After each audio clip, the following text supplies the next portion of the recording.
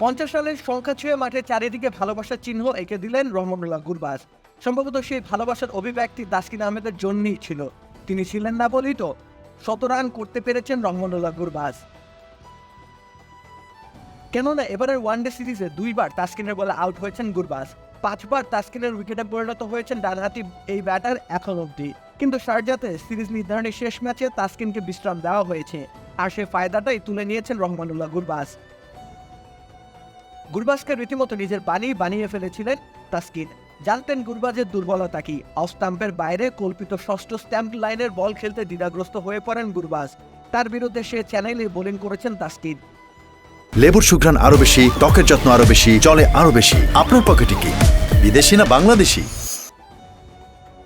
গেল 2 বছরে এই রেকর্ড করেছেন তাসকিন। টি-20তে 2বার ও ওয়ানডেতে 3বার গুরবাজকে প্যাভিলিয়নে ফিরিয়েছেন তাসকিন আহমেদ।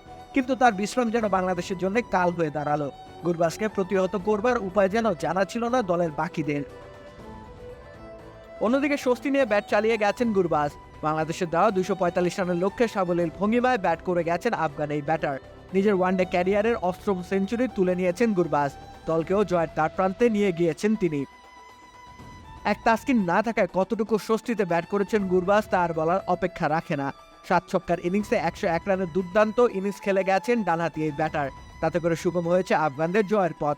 বাকি কাজটা করতে হতো আফগানিস্তানের লোয়ার অর্ডারকে। রাকিব হোসেন রুমান, খেলা 71।